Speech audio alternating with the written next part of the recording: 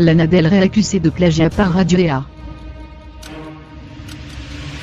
Lana Del Rey vit actuellement quelques vives turbulences. La chanteuse a annoncé ce dimanche 7 janvier que le groupe Radio.EA a entamé une procédure judiciaire à son encontre. La raison ? Le célèbre quintet britannique accuse la jeune femme de s'être très largement inspirée de l'un de leurs plus grands tubes dans une de ses chansons. Y, le producteur l'a forcé à changer les paroles. La procédure est bien vraie. Bien que ma chanson ne soit pas inspirée par Créé, Radio.EA en a le sentiment, et soumet 100% des revenus de la chanson.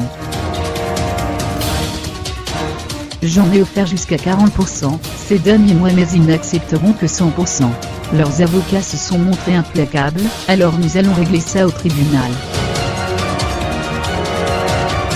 C'est avec ces phrases simples, postées sur Twitter, que Lana Del Rey a confirmé à ses fans que Radio.EA la poursuivait en justice.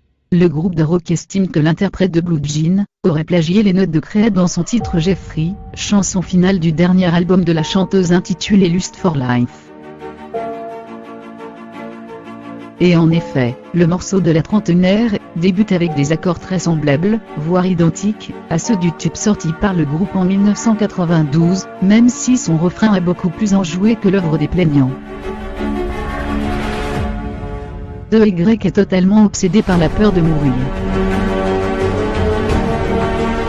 Si les Britanniques et l'Américaine partagent le même goût pour les airs mélancoliques, les originaires d'Oxford n'ont pas avalé que Lana Del Rey mette en avant des riffs de guitare similaires au leur dans sa chanson, et ce n'est pas la première fois que la jolie brune fait face à de telles accusations. En 2012, alors que la popularité de la chanteuse explose avec l'immense succès de son album Born to Die, l'artiste grecque Eleni Vitali avait affirmé que l'ex-fiancé de Barry Jensonei avait plagié un Dronic Vagapissa dans Videogame.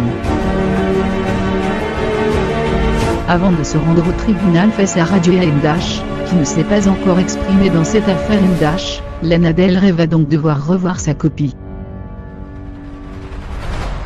Point.